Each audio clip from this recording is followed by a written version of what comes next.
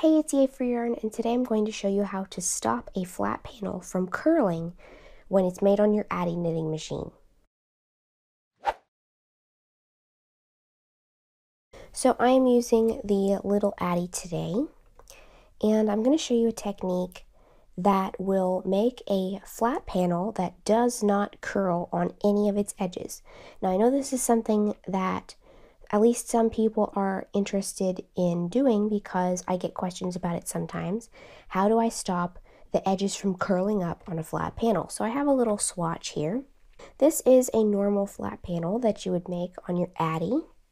And believe it or not, this is the entire width of the machine, all of the white needles, but it curls up so much on the edges that it makes it look super duper narrow, but it curls up like almost a whole roll in on both sides. And it also curls to the front on the top and bottom edges. So this is what you normally get with the typical method of making a flat panel. And there's nothing, quote, wrong with this. It works fine for some projects as long as you're going to be doing something to all four edges. But I'm going to show you how to make a flat panel with edges that do not curl on the side edges or the top and bottom edges. So this flat panel is going to be totally flat. So we're going to start with the bottom edge of our panel, and basically we're going to be using some ribbing in different forms to make the edges of this panel stay flat. So I'm going to start with a long tail or an E-wrap cast on. I'm going to use a long tail, and this will give us a clean, straight finished edge that is the perfect foundation for our panel with edges that don't curl.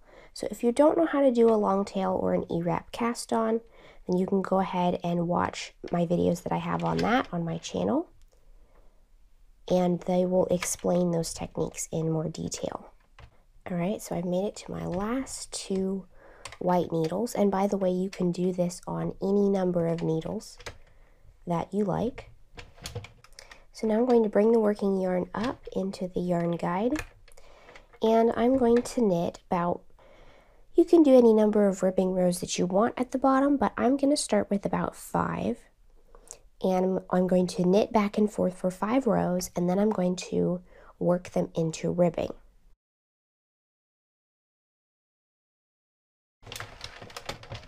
Alright, so now I'm going to work those 5 rows into ribbing. So I have a loom pick and an appropriately sized crochet hook. This is an I, 5.5 millimeter. And what we're going to do is we're going to skip the first white needle. We're not going to do anything to it, but the second white needle, we're going to kind of pull the fabric down a little bit and lift that stitch off of its needle. I'm actually going to rotate the machine a little bit. And we're going to pick out 1, 2, 3, 4, 5 rows of our knitting in that 1 stitch column and insert the crochet hook into that loop that we just got to at the bottom. Then I'm going to pick up the first horizontal strand and pull it through the loop. The second horizontal strand, pull it through the loop, the third one, the fourth one, the fifth one, and then put it back on the needle. So then I'm going to skip the next one, and then I'm going to do the ribbing column on the next one. So we're doing every other stitch here. And if you want to see how to do this in more detail, you can go watch my video on how to knit ribbing on your Addi knitting machine. Alright, so I have worked my ribbing all the way across, and that is going to count as the first 5 rows of my panel because I did it for 5 rows. You can adjust the amount of rows you want to do it for, but I recommend at least 4, if not 5, is a good minimum place to start, because if you only do like 1 or 2 rows of ribbing, it's probably not going to help with the curling very much because it'll be so narrow that it'll still just curl right up with the rest of the fabric. So now I'm just going to keep knitting until my panel is however long I want it to be, the total number of rows that I want it to be, and this is just a swatch, so I'm only going to do a total of about 20-25 rows. but just keep going until your panel is the correct length for your project.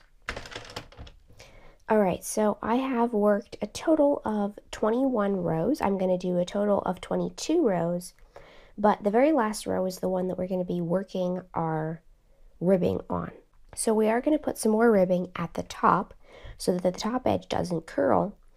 But if you've done any kind of panels with ribbing at the top and bottom before, you'll know that it doesn't matter how much ribbing you have at the top and the bottom. These side edges are still going to curl a lot. So we're going to do something to the sides at the same time. So as we work our ribbing across the top, it's going to be very similar in the sense that we're going to drop down about 5 rows to work our ribbing through most of this panel. But on the edges, we're going to drop down all the way back to the base ribbing and work a couple columns of ribbing that go all the way up those side edges.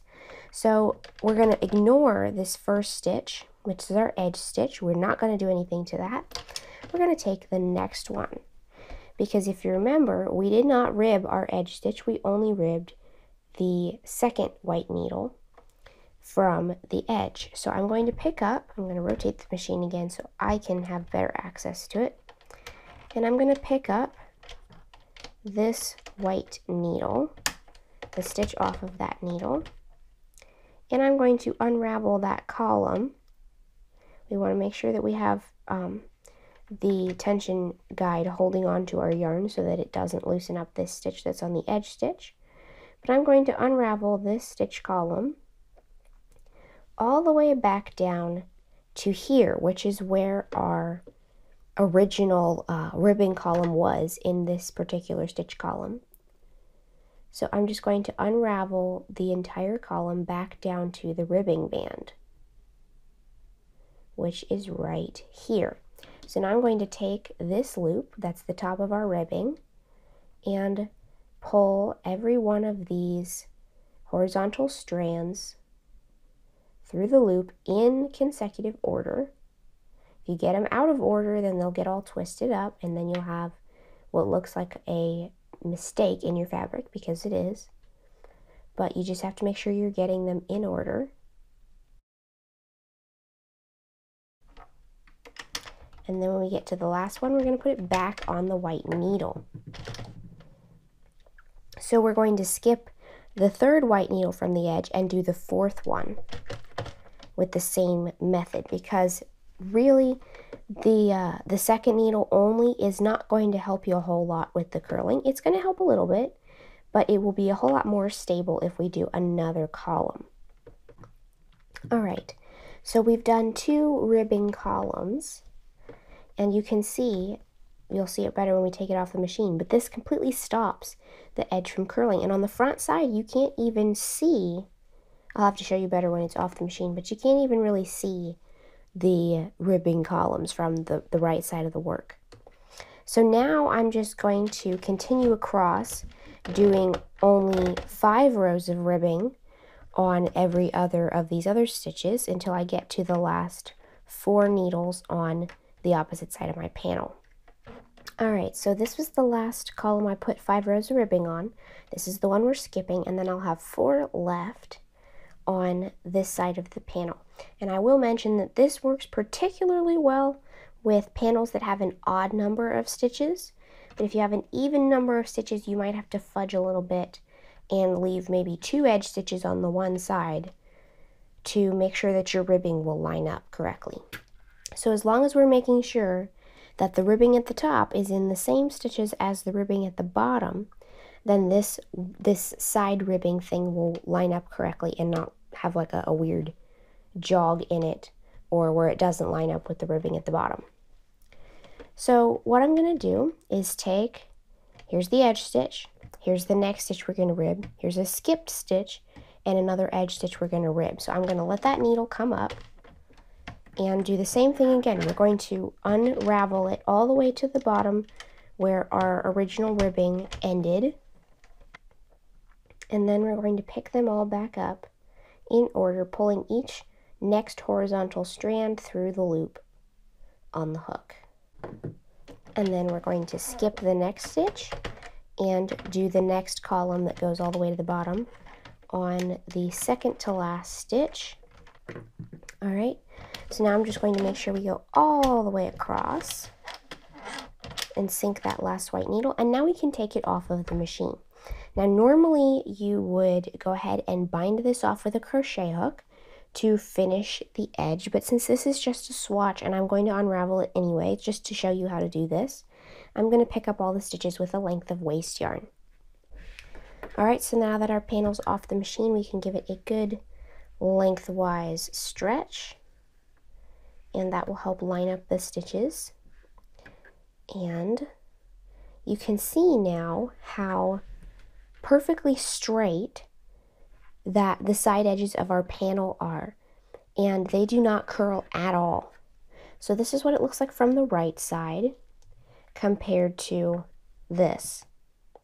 So instead of having the edges curl every time you move it, this one is perfectly flat, perfectly straight, and as we normally would with a long tail cast on, you will want to go ahead and tighten up that cast on edge just to make it nice and neat and straight. So once the cast on is all tightened up, it'll be nice and neat and straight and not loopy or ruffly or anything. So actually, believe it or not, these two panels are almost exactly the same size. This has, 2 more rows longer, but it's the same width. And if we lay these over the top of each other, the width of the panel with the ribbing on the sides does decrease by about 4 stitches because we ribbed those 4 stitch columns on the sides, 2 on each side, and so those will kind of recede back to the wrong side of the work, and the ones that were in between them will stay on the front. So we do lose about a total of 4 stitches of width. So if we lay that over the top, you can see the extra 4 stitches of width that we lost by doing the ribbing here. But if you're not going to be doing anything extra to your panel, if you want this to be like a raw edge that just is the edge of your project, then losing that 4 stitches is totally worth it, because otherwise you'd have to do some kind of edge treatment to attempt to help with the curling. And that is kind of hard to do because there aren't very many ways to do that effectively. You can't just like block it this way and then expect it to not curl, because it will still curl. So even though we are going to lose just a little bit of our width on our panel, this will be even less noticeable on the Addi King, by the way, because the panel is so much bigger. But even though we lose just a little bit of our width, it's totally worth it because you don't have to mess with the curling edges on the sides or on the top and bottom. So on this panel, the curling panel is only about 2 rows shorter than the one with no edge curling on it. But when you let go of it and it just goes back into its natural position, it ends up being a lot shorter because it curls so much. So this technique will completely stop the edges from curling on all 4 edges of your panel, and the ribbing at the top and the bottom kind of adds a little bit of extra detail to your work. So I hope you've enjoyed this video. If you liked it, please give it a thumbs up. Let me know what kind of projects you would use a non-curling flat panel in, and don't forget to subscribe, making sure you click the little bell next to the subscribe button to be notified of new videos. Thanks for watching.